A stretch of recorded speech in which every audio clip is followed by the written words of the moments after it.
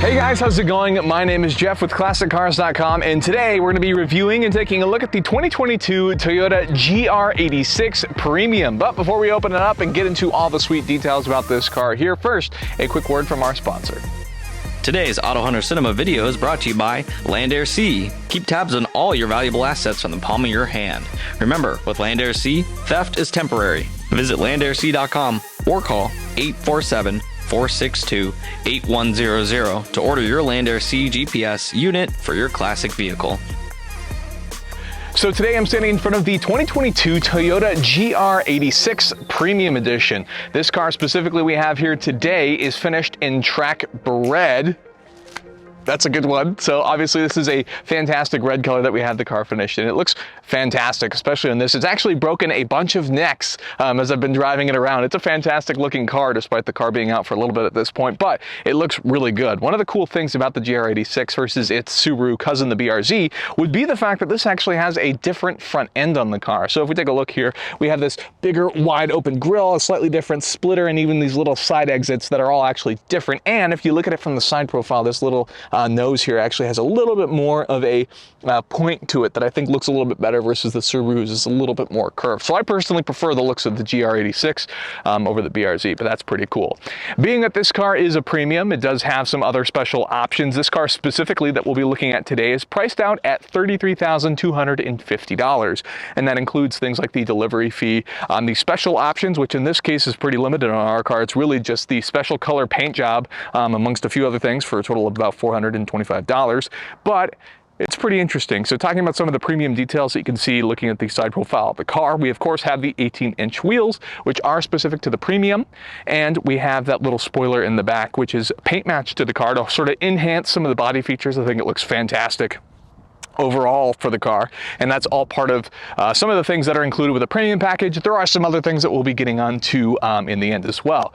Now this car is pretty interesting, and we should start with the probably elephant in the room, which would be, does it address some of the features and things from the first generation car? So the first generation car had really one major complaint. Everything else was generally regarded as really well done, and that of course would be the torque dip that you experience between about 3,000 and 4,500 RPM on the first generation car. Well, I'm happy to say that they did totally fix that solution. This car is fantastic. You don't notice any power lapse while driving the car, but more importantly, let's talk about some of those options. I know originally a lot of people were hoping for a turbocharged version to increase output and fix some of that problems, and I'm here to say that Toyota and Subaru did look into that. They experimented with what is in the 2022 WRX. They went ahead and threw that engine in here to see how they felt the car performed and things like that, and that engine actually has a bottom-mounted turbocharger, which means the center of gravity was actually slightly altered for where they wanted it to be for this car, and thus they chose to go naturally aspirated. So now we have a 2.4 liter boxer engine in here. It's actually the FA24D, and the D stands for the D4S, which is the Toyota fuel injection that you'll find in here. So we'll open up the engine in a sec here to sort of give you a look here, but it's really a fantastic solution because now the engine actually sits about ankle height for where you'll find that block. We'll go ahead and open it up here for you and show you what I'm talking about on the interior. Another point as I'm getting ready to pop the hood here is this is actually an aluminum hood. So this was also the same as you would find on the previous generation cars and being aluminum and all, but one of the other additions is the roof is now aluminum on this car as well. And that's to help to make up for some of the other chassis making it more rigid and things like that, some of the other upgrades that have gone into this body. So here we have our Toyota Subaru D4S Boxer, which is really just the fuel injected part. Like I said, this is an FA24D, which stands for that special fuel injection, which is a really cool car, naturally aspirated, 228 horsepower across the board. The previous generation cars had a rating of about 200 and then 205 horsepower for the manual transmission. Kind of awkward to have that discrepancy, but this car is 228 whether you get the standard 6-speed manual or whether you get the 6-speed sequential paddle shifted automatic transmission or flappy paddles that you'll find in this car as we have it equipped. So the standard cars would actually come with a 6-speed manual. So that's pretty exciting there. But 228 horsepower across the board and 184 pound-feet of torque.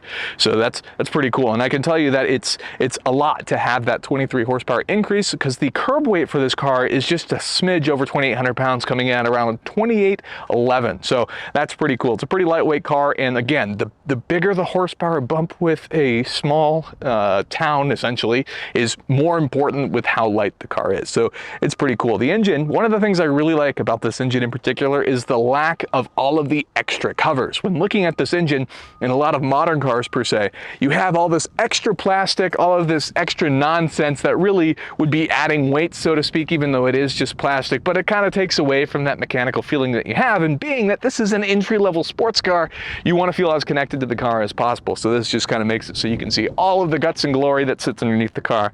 And I personally really appreciate about the car. I think that's a really cool addition. Now, one of the important things to note on too, and this is such a light hood with the aluminum, that's very nice. One of the important things to note on for this car, because it is an entry-level sports car, which is kind of a dying class, unfortunately, they're keeping it alive, and by keeping costs down, by not including that turbocharger, we are certainly thankful to Toyota and Subaru for that, as the MSRP for these cars actually starts at just over $27,000. So that's with that 6-speed manual in the base trim. But because this is a premium car that we're going to be looking at today, I think it's important that we look at some of the other notes, mostly focusing on things like the exterior. We have some black mirror caps. We have that aluminum roof that I mentioned. We have our paint covered antenna, which is body matched. Another look at those awesome 18-inch wheels, which are specifically for the premium, and they're finished in black, which looks pretty good. Now, let's get to the rear. So, like I mentioned earlier, one of the cool things about the premium is you get this duck spoiler. So it follows the already existing lines of the car, but what it does do is it enhances this, and it's such a cool feature, in fact, that you can actually see shade coming off of the real duck spoiler. It comes out a good few inches there. It looks fantastic. I really like it. This is a modification that you would even see a lot on the previous cars, which had really similar body lines to this car. So it's really cool. It's almost like a update, so to speak, while addressing some of the problems and complaints from the first car. So that's pretty exciting, and keeping the price point low, which you really can't complain about that. One of the interesting things about this is these rear taillights here. These are also another topic of discussion for the GR86 and BRZ. These are also basically identical to what you might find on the 2022 WRX. But one of the points of contention comes from the similarities drawn between things like a Honda Civic or a Honda NSX, but I think they look really good all in all, and some of the lines drawing between everything, it's just a very nice touch. And of course we have dual exhaust exits, which is very, very cool. You can't go wrong with that. The car sounds fantastic too, especially you'll notice when we get to the interior and talk about some of the changes between what the car does in sport mode, when you put it in track mode, and even some of the other options. So very exciting in that regard. Going over the exterior, there's just a ton of excellent color options and things like that. And it looks great from the exterior. And I imagine there will be lots of aftermarket additions, things that are available and whatnot from the aftermarket sector. And we can go ahead and start by taking a look at the interior next, including with the awesome keyless entry, so you can actually keep the key in your pocket as you address everything. So with that, let's go ahead, hop in the interior and start checking out what's going on in there.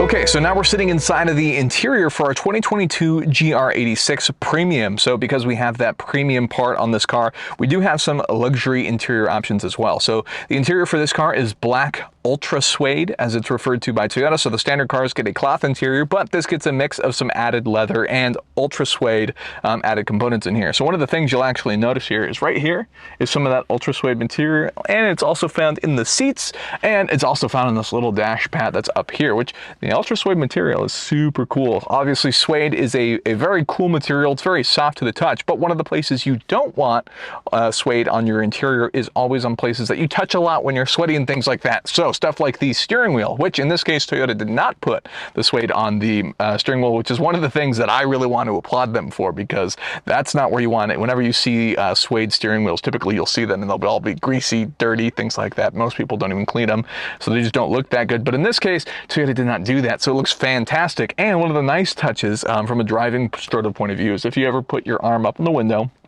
things like that. You sit on the Ultra Suede, so it's actually super soft and super comfy. So that's pretty exciting. But looking at the interior features, obviously we have a 8-inch screen here, which manages our radio, and of course comes with your standard things like Android Auto, Apple CarPlay, all the good stuff. But you also have some other features and things like that. This is our automatic shifter, so we have a couple different things in here. We have our standard Park R and D, but we also have the manual mode where you can actually shift either using the shifter itself, or we have the flappy pedals that I mentioned earlier, which can be found just behind the steering wheel. So these are pretty comfortable, pretty easy to reach from a driving point of view. One of the interesting things about the car is that it actually comes with track mode, and it also has sport and snow. So it has some really cool modes that you can actually transfer into. To do that, it's super simple. All of your main driving modes are sit ready here. So all you have to do is, if you want to put it in track mode, for example, that'll actually automatically turn off traction control as well. And it reminds you of that here on the button. You just hold it for about 1 second and the car will actually change the gauge, and you'll see that you're now in track mode, and it will also shut off traction control. So it's a mode that's generally not recommended for street use because it turns off traction control, but if you're at the track or an environment for drifting and things like that, then it's perfect for that. So that's super nice, and it shows you some other data and things that are a bit more useful in my opinion for driving or performance mode. There's also a sport mode, so this does some other things, including amp up the volume of things pumped into the cabin here, so it makes you feel like it's a little bit more aggressive. It can give you some other statistics and just basically give you a more sporty response. And then we have a snow mode, which is recommended obviously for slippery environments and things like that. That should help the car sort of ease its way through stuff, which we haven't tested being in Phoenix, Arizona, but I'm sure it works fine knowing Toyota and things like that. Then lastly, we have traction control off. So if you like your standard gauge appearance that you get on the street car, but you don't want your traction control on for whatever reason, you can actually just hold that for 3 seconds, and then that'll actually turn off as well. So that's some pretty cool features as far as that. Of course, we have our e-brake, and more importantly, we have the AC buttons. I love the AC buttons in this car. It's super easy to use. You have your on-off, auto AC, max AC, and then these are all of your adjustable knobs, which I think look really nice and modern. So it's all really well done in terms of the appearance, and everything's really accessible as a driver, which I think is pretty important. Now, one of the cool things about this is obviously things like Apple CarPlay, for example, typically require your phone to be plugged in, and that is the case here, but you can actually use the standard Bluetooth audio if you didn't want to have your phone plugged in constantly. If you want to just get in with your phone in your pocket and have the Bluetooth play, you can do that as well, so that's pretty nice. You have your GR start-stop button, which is standard with both the base car and the premium version that we're sitting in here, and of course, the steering wheel is very nice. Now, one of the other differences would be the fact that this is the automatic transmission, so this gets all of the other driving benefits, including things like the lane departure, things like the auto cruise control, the adaptive cruise control, which we actually have the sort of cameras here for that keep an eye on the car in front of you, and you can choose and change your distance, all based off some of the steering wheel controls and things that you find here. One of the things that you may not be used to is things like the turn signal. So the turn signal is actually a toggle style, so it always stays in the center position unless you hold it. So let's say you hold it down. If you pull the turn signal down, it'll go back to the center position, but you have your turn signal on for left, and if you depress it just lightly, it'll give you the 3 clicks, the 3 flashes before you're able to either switch lanes, is most of the time that you use that in. And if you want to turn it off, if you push it all the way down, it's just a light tap back the opposite direction to shut it off and go back to your normal components. One of the things I really appreciate, especially living out here in the desert like Phoenix, is the fans that are on the corners here are actually fully adjustable. You can rotate them in any direction you want. So sometimes if you've ever been in the car and you're adjusting the vents and you just can't quite get the settings right, that's no problem in the GR86. Next, another important one, especially for us Americans, is cup holders. So this car, the premium, actually has one more cup holder than the base model. So we have a total of 5 in this vehicle. So we have 1 in each side of the door, even though there is a little logo here that says don't use things like your sort of coffee cups that have those lids that can pop up. It doesn't recommend those, but we're going with things like water bottles, and that are fine. We've got another one in here that isn't the largest cup holder, but it'll fit most generic drinks and things you'll buy at a gas station just fine. And of course, in here, not only do you have your typical storage compartment where you find all of your USB goodies and things like that, but there's 2 more cup holders in here as well, which is pretty nice. Another feature of the Premium is we get our heated seats. So right here we have our controls for the heated seats, and then on the driver's side we have all of the windows controls, including a button to disable the windows, which is kind of funny to me because the only other window that would be going down is your passenger, who would be sitting right next to you. You're not going to have kids playing with windows in this car. So that's kind of an interesting feature, but then you have your electrical adjustable mirrors as well, which is also a nice feature. That also had the little flashing lights for when people get too close to you, and just so you know, so you're in your blind spot. So there's that. One of the other cool things about this car is the back seat. So in the entry-level compact sports car segment, it's important to also be able to use these cars in your daily life, right? So the idea is these cars should be affordable enough to be able to either use it as a daily for someone interested in that, and you do have a back seat in this car. Now, the back seat is not necessarily big enough to fit grown adults in. You may be able to fit very small children, but really I would say more of a priority. It's great for dogs. If you live and you just have you and maybe your partner and a dog, perfect for that. You could even probably fit 2 dogs back there comfortably, I would assume. And of course, it's great for putting grocery bags or other stuff that you might have, maybe storage equipment, things like that. But one of the really cool features is what I want to show you here in a sec. So let me go ahead and pop out.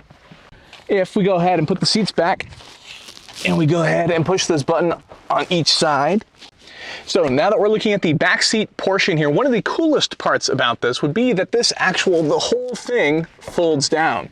So you can actually go into the trunk space going through the back here, which is a pretty cool feature. So you can fit in bigger objects that you wouldn't normally expect to be able to fit in a car of this size. So let's go ahead and let's take a look at the trunk space so you can get an idea of what all you can do with this. Okay, so this is the trunk of the car. Obviously, we'll go ahead and pop it open here so you can get a look. There's a couple different ways you can do it. You have a key fob, you have a button in the interior, and then you actually have a little button on the back here to open up the trunk as well. So there's no shortage of trunk opening options. This is a nice feature, obviously, being that the trunk opens all the way up. We have the extended hinges, so you have no problem fitting in there at anything. You'll never have this get in the way of anything you're trying to stuff in there. But we have a decent size interior here. You could definitely fit at least 2 people's weekends bags for a trunk, which obviously you're probably not fitting more than 2 people in here for your weekend trip, but you have room for some other stuff, some other goodies as well. And like I mentioned earlier, we have that little tunnel that you can actually pass things through. So if you were even maybe spending some of your weekends at Home Depot buying, certain tools and things like that maybe take up a little bit more space, you can always open up that center compartment. You've got more room to push things through, which is always a nice touch. And then of course, underneath that, in this little panel here, we have our roadside equipment along with our jack and our other tools and things like that. You'll notice there's no spare in there, but we have some of the other standard tools for towing and even the air compressor and the sort of anti-leak stuff to sort of help you if you were to get stranded in that part anyway. So that's a quick look at that. But now importantly, now that we've managed to go through most of the details on the car, I think it's about time to hop in the car and let you know our driving impressions.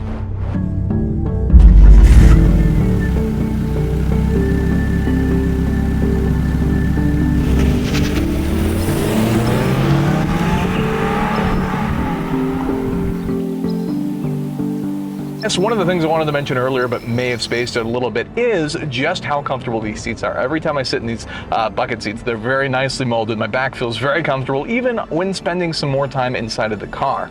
And it sounds super easy. Now, like I mentioned earlier, this car also has all of the added-on assists and things like that, but one of the cool parts is that you can actually adjust the volume or turn those things off should you decide to do so. So that's pretty fun. And when you get on it, it sounds pretty good. One of the cool parts about this car is when you're switching between the modes is even when you turn on things like the sport mode, for example, you can actually get a little bit more of the dynamic engine sound inside of the car, so you can feel it a little bit more if you're in that sort of racy mood. As for the sound system is fantastic inside this car. There's a lot of added bass just on the bass settings of the sound system, so I really enjoy listening to music. So of course, if you have a personal preference in how you like that setup, you can always go inside and adjust a lot of those settings later. But from a driving point of view, man, is this thing thing fun. So you definitely feel all 228 horsepower. This car will get you to 0 to 60 in a blistering 6.1 seconds, according to Toyota, although there are some reports that say the car can actually do 0 to 60 more like 5.4 seconds. So that's pretty exciting, especially when looking at it from a sports car perspective, which is pretty cool. One of the other things that the exterior design helps you point out when looking at the car is the fact these front fenders. These front fenders are so good. Not only do they help the beautiful styling of this car, but they make it so that when you're driving the car, you can see the top of each side of the fender, and that allows you to know exactly where each wheel is, which is a very important thing for when you're at the track and you want to know where you're placing those wheels when you're going around in your track mode in your GR86. So that's a very cool feature indeed. And as you're steering through some of the turns and things like that, as you go through on the car, it feels very direct. It's not so light that it feels numb, but it's also not so heavy that you're exhausted by the time you're getting out of the car. It's such a nice blend. It feels good to drive the car. And as for the paddle shifters, when you go ahead and throw it in manual, the paddle shifters are actually pretty nice because you can downshift and get a little bit more out of it should you speak, or shift it up and you can get fantastic economy. Which economy is an interesting point of contention for this car because it's actually rated at 23, I believe, on the low end and 27 highway, even though for us personally, we've actually been averaging 28.5 miles per gallon in Phoenix, Arizona. So that's a pretty interesting feature. So it's actually better than you think you would get in a sports car like this, but it's a ton of fun. One of the cool things about this is when you get the opportunity to take it out onto a track and you turn the traction control off, this thing will slide. So it's good to note that you don't have the traction control off when you're driving in things like wet weather and things like that, because the car will definitely slide, so you want to be mindful of that. Like I mentioned earlier, you have the nice suede, the ultra suede in here for putting your arm up, so it's pretty comfortable if you're doing long drives and things like that, or commuting in this car, because it makes a fantastic driver in that regard. Another cool component of this car is it has fantastic brakes that'll bring you to a stop immediately, and it just looks good doing that. It's so much fun. So even though you have the manual mode for the car, I actually prefer to leave the car and drive personally when I'm doing the sort of standard like city street driving, so to speak, because the car does a really good job of managing a lot of the shifts for you. And anytime I've needed to get on it per se to get around or maneuver on the freeway, I've had no problem with it. So it's been a lot of fun just leaving it in the standard modes. That being said, should you choose to take this car to the track, I definitely recommend using the manual shift mode, where you can actually use the gear select or these awesome nifty flappy paddles that you'll find behind the steering wheel here to sort of manage your shifts, and the computer will help obviously manage your downshifts and things like that, while making sure that you don't downshift too early, and on the off chance that you forget, the car will actually shift down automatically for you or shift up, so that way you're not damaging the engine, which is kind of a nice feature, because let's be honest, you don't want to blow up your engine, so that's important to note. Now, as far as the ride for the car, the ride is actually a little bit stiffer than you'd find in the BRZ, as there are some components in this car that are a little bit different, including some of the sway bars are a little bit stiffer in this car. So you'll find definitely stiffer than most street cars and definitely stiffer than most sedans. It's a sports car drive for sure. It's not so stiff that you get like rocked and jarred with how hard everything is, but the car will actually stay really well planted through turns and things like this, which is a really nice feature, because you don't want your sports car swaying and moving. That's not what you want. You want it to stay planted. So it does a fantastic job of that, and you just get to really appreciate the sports car sort of niche. That being said, I would say it's important to slow down when you find things like speed bumps and whatnot, because you will definitely feel those should you forget to slow down. But on another important note is, when it comes to driving this with the stock ride height of this car, you are safe to approach speed bumps directly. This car is just tall enough, so you don't have to worry about having to take a sideways angle or anything like about that. So it's kind of a nice peace of mind knowing there's not extra things to think about while you're driving the car. It's just you and enjoying the experience that you get from your GR86, which is such a good driving experience. Love the way the car feels. It's got a really good sense of speed, so even when you're not going that fast, you still feel a lot of the enjoyment and engagement that you get from driving the car. I can't say enough good things about that. Between the seating position, between the way everything feels, despite being a drive-by-wire system, all feels really good. Just handles great.